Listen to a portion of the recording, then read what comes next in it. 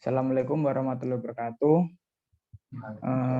Saya Mahendra Cahya dan kedua rekan saya yaitu Muhammad Ikram Ramadan dan Simon Andrian Kistion dari kelompok 6 ingin mempresentasikan hasil kerja dari kelompok kita yaitu mengenai break even, sensitivity, dan payback analysis.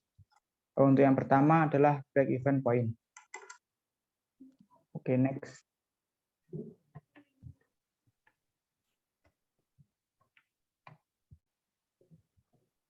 Apa itu break even point? Break even point atau yang sering biasa disebut dengan BEP merupakan kondisi di mana jumlah keseluruhan pendapatan sama dengan jumlah keseluruhan pengeluaran dalam setiap produksi barang ataupun jasa.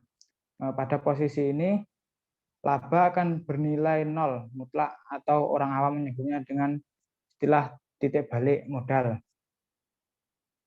Oke, next. Untuk yang selanjutnya adalah tujuan mengetahui analisis dari BEP tersebut. Untuk yang pertama adalah mengetahui nilai BEP membantu pengusaha untuk menentukan volume kapasitas produksi yang tersisa setelah tercapainya BEP. Dengan mengetahui BEP ini, maka kita akan mendapatkan proyeksi laba maksimum yang dapat diperoleh. Untuk selanjutnya adalah dengan adanya nilai BEP, maka perusahaan bisa menentukan langkah efisiensi kerja yang bisa dilakukan. Sebagai contohnya adalah pengganti tenaga kerja dengan mesin. Saat terjadi otomasi produksi, maka akan terjadi perubahan pada biaya tetap dan biaya variabel. Untuk selanjutnya adalah nilai BEP membantu pengusaha untuk mengetahui perubahan nilai laba jika terjadi perubahan harga produk. Untuk selanjutnya adalah karena BEP berfungsi untuk mengetahui perubahan laba, maka BEP juga bisa menentukan kerugian yang terjadi. Bagi pengusaha, dengan mengetahui nilai BEP, maka pengusaha bisa mengantisipasi nilai kerugian ketika terjadi penurunan pada penjualan. Oke, next. Untuk yang selanjutnya adalah manfaat analisa break even point. Untuk manfaatnya di sini ada 3, yaitu yang pertama adalah pedoman bagi pengusaha untuk memberikan nilai investasi yang tepat sehingga bisa mengimbangi biaya produksi awal. Selanjutnya adalah bahan analisis bagi perusahaan untuk mengetahui nilai jual beli saham, perencanaan, anggaran, dan proyeksi keuangan perusahaan. Untuk yang selanjutnya adalah yang ketiga, patokan dalam menentukan margin agar perusahaan memperoleh keuntungan bukan kerugian. Oke, next. Faktor-faktor pembentukan BEP, yaitu adalah biaya tetap. Biaya tetap ini adalah biaya atau nilai yang akan tetap konstan dikeluarkan walaupun perusahaan tidak melakukan produksi. Contohnya adalah biaya penurunan kos mesin, biaya tenaga kerja maupun biaya sewa gedung atau tempat. Untuk yang kedua adalah biaya variabel. Biaya variabel ini atau istilah dengan variable cost adalah biaya yang nilainya dapat berubah-ubah per unitnya. Perubahan ini disebabkan oleh volume kapasitas produksi yang bisa meningkat atau menurun. Untuk yang selanjutnya adalah harga jual atau price. Harga jual adalah harga yang diperoleh dari seluruh biaya yang dibutuhkan untuk memproduksi sebuah barang yang ditambah dengan nilai keuntungan atau margin yang ingin diperoleh. Untuk yang selanjutnya adalah pendapatan. Pendapatan ini adalah penghasilan didapat dari semua penjualan produk. Jumlah pendapatan diperoleh dari harga jual dikalikan dengan jumlah produk yang terjual di pasaran. Oke, next. Untuk yang selanjutnya adalah metode atau cara perhitungan break even point. Di sini terdapat 3 metode, yaitu BEP per unit, BEP nilai penjualan, dan BEP dengan satuan mata uang. Untuk BEP per unit ini, untuk cara menghitungnya yaitu biaya tetap dibagi pengurangan dari harga per unit dikurangi dengan biaya variabel per unit. Sedangkan untuk BEP penjualan ini dapat dicari menggunakan biaya tetap dibagi dengan satu satuan dikurangi biaya variabel per harga. Untuk selanjutnya adalah BIP dengan satuan mata uang, yaitu dicari dengan BIP mata uang sama dengan biaya tetap dibagi dengan pembagian kontribusi margin per unit per harga per unit. Oke, next. Untuk yang selanjutnya adalah contoh analisis break-even point. Di sini disajikan Budi adalah seorang akuntan manajerial bertanggung jawab atas perusahaan A yang menjual botol air. Dia sebelumnya menetapkan bahwa biaya tetap perusahaan A terdiri dari pajak properti, sewa, gaji eksklusif dan jumlahnya mencapai $100.000. Untuk biaya variabel yang terkait dengan produksi botol air adalah $2 per unit. Botol air ini dijual dengan harga $12. Untuk menentukan break-even point titik impas botol air premium perusahaan A, yaitu dicari dengan nilai $100.000, yaitu biaya tetap dibagi dengan 12 dibagi dengan 2, yaitu harga produksi satu botol, maka didapatkan angka 10.000. Nah, oleh karena itu, mengingat biaya tetap, biaya variabel, dan harga jual botol, perusahaan A perlu menjual 10.000 unit botol air untuk mencapai titik impas. Oke, next. Nah, di sini adalah grafik dari contoh perhitungan di atas. Untuk yang selanjutnya adalah sensitivity yang akan dijelaskan oleh rekan saya, Simon. Waktu dan tempat dipersilahkan. Baik, selanjutnya yaitu analisis sensitivitas. Sebelumnya, apa sih analisis? Menurut KBBI, analisis adalah penyelidikan terhadap suatu peristiwa untuk mengetahui keadaan yang sebenarnya. Untuk analisis sensitivitas, yaitu penilaian dampak untuk keluaran suatu sistem dengan mengubah nilai yang diinput. Selanjutnya yaitu contoh analisis sensitivitas. Salah satu contoh analisis sensitivitas yaitu penganggaran.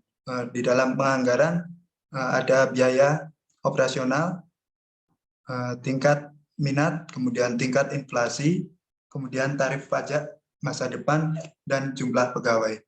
Jika variabel menyimpang dari ekspektasi, apa pembaruan dan variabel mana yang menyebabkan penyimpangan? Di dalam penganggaran tidak ada penyimpangan yang lebih besar daripada yang dianggaran. Kemudian yaitu jenis analisis sensitivitas. Yang pertama yaitu variasi satu parameter pada satu waktu untuk satu proyek. Kemudian variasi lebih dari satu parameter untuk satu proyek. Kemudian sensitivitas pemilihan dari beberapa alternatif yang saling eksklusif terhadap variasi lebih dari satu parameter. Selanjutnya yaitu metode dan pendekatan analisis sensitivitas. Metode dibagi menjadi dua, yaitu pemodelan dan teknik simulasi, dan alat manajemen skenario. Untuk alat manajemen skenario, kita bisa dapatkan melalui software Microsoft Excel.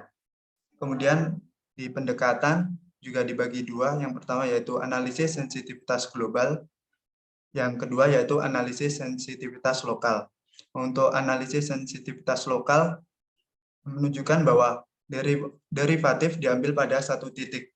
Metode ini sesuai dengan fungsi biaya sederhana, namun tidak memungkinkan untuk model yang rumit, seperti model dengan diskontinuitas tidak selalu memiliki derivatif.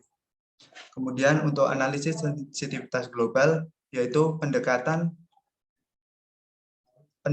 dalam analisis sensitivitas yang sering diimplementasikan dengan teknik Monte Carlo.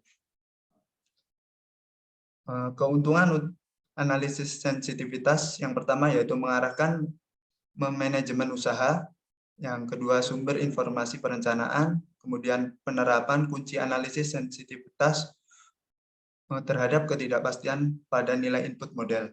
Yang keempat, membantu dalam pengambilan keputusan. Yang selanjutnya yaitu untuk memprediksi hasil keputusan jika suatu situasi ternyata berbeda dibandingkan dengan prediksi utama. Selanjutnya, membantu dalam menilai resiko suatu strategi. Untuk selanjutnya dijelaskan oleh teman saya. Oke, terima kasih. Selanjutnya ini ada payback period analysis. Jadi analisis itu seperti apa sudah dijelaskan oleh teman saya sebelumnya, oleh Simon. Jadi kita langsung masuk saja ke payback period analysis. Jadi apa itu payback period analysis? Itu adalah waktu atau jumlah tahun yang dibutuhkan untuk mendapatkan kembali investasi awal yang dibuat untuk sebuah proyek, atau lebih dikenal dengan sebutan periode pengembalian modal. Next. Nah, jika menurut para ahli, di sini saya mengutip dari menurut Dian Wijayanto tahun 2012 halaman 247 adalah period yang diperlukan untuk menutup kembali pengeluaran investasi atau yang disebut initial cash investment. Sedangkan menurut Bambang Rianto tahun 2004 menyebutkan bahwa payback period adalah suatu periode yang diperlukan untuk dapat menutup kembali pengeluaran investasi dengan menggunakan proceed atau aliran cash neto atau net cash flow. Next. Nah, biasanya payback period ini digunakan oleh para investor untuk menentukan pengembalian keputusan atas investasi dari suatu proyek. Secara umum, investor tidak terlalu senang dengan investasi yang memiliki payback period terlalu lama. Next. Nah, di sini ada kelebihan dan kekurangan payback period analysis. Untuk kelebihannya itu, yang pertama ada rumus payback period mudah dipahami dan digunakan dengan perhitungan sederhana untuk mengukur risiko investasi sederhana. Sedangkan kekurangannya yang pertama yaitu ada perhitungan payback period yang sangat cepat dan mudah mungkin dianggap terlalu sederhana. Jadi saling berkebalikan dari kelebihannya. Dan yang kedua yaitu kelebihan yang kedua ada payback period bisa dapat membantu kamu menghitung waktu yang dibutuhkan untuk mendapatkan kembali modal yang sudah digunakan. Dan kelemahannya, perhitungan yang sederhana ini memungkinkan investor untuk lupa menghitung biaya pendukung lainnya. Jadi tidak terlalu mendetail pada payback period ini. Untuk kelebihan yang lainnya, kita juga dapat membandingkan dua proyek sekaligus menggunakan perhitungan payback period. Dengan hasil proyek yang memiliki payback period lebih lama, berarti bukan pilihan yang lebih baik. Untuk kekurangannya, walaupun perhitungan payback period menunjukkan lamanya waktu yang dibutuhkan untuk pengembalian investasi, namun tidak menunjukkan soal profit secara spesifik, sehingga mungkin bisa saja investor mengalami kerugian ketika mereka membandingkan dua buah proyek. Salah satunya mungkin memiliki payback period yang lebih cepat, namun dalam jangka panjang, bukan berarti proyek tersebut juga punya profit yang lebih besar dengan payback period yang lebih lama dibandingkan tersebut. Next. Nah, pada payback period ini ada beberapa indikator. Yang pertama itu kita dapat membagi tiga. Memilih proyek dengan payback period tercepat di antara beberapa proyek lainnya. Yang kedua ada proyek dengan payback period yang lebih cepat adalah proyek yang lebih menarik untuk dipilih menjadi sasaran suntikan dana untuk para investor. Yang ketiga, investor menggunakan metode payback period ini untuk menentukan apakah mereka akan melakukan investasi atau tidak. Next. Nah, di sini ada cara menghitung payback period. Seperti yang sudah dijelaskan sebelumnya, payback period ini perhitungannya sangat sederhana. Jadi payback period sama dengan nilai investasi dibagi kas masuk bersih atau kas neto bersih. Berbeda dengan cara perhitungan payback period saat arus kas yang dimiliki perusahaan berbeda. Maka rumusnya adalah payback period sama dengan N ditambah A dibagi sama B dikali 1 tahun. Nah, untuk keterangannya, di sini ada PP itu payback period, N itu syarat periode pengembalian modal investasi, yang A itu jumlah kumulatif arus kas pada tahun terakhir, yang B itu arus kas pada tahun setelah tahun kumulatif, arus kas berjalan atau N+1.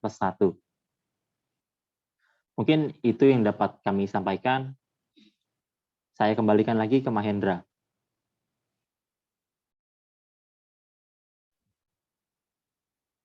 Nah, itu tadi presentasi dari kelompok kita. Ada kurang lebihnya mohon maaf. Saya akhiri. Wassalamualaikum warahmatullahi wabarakatuh.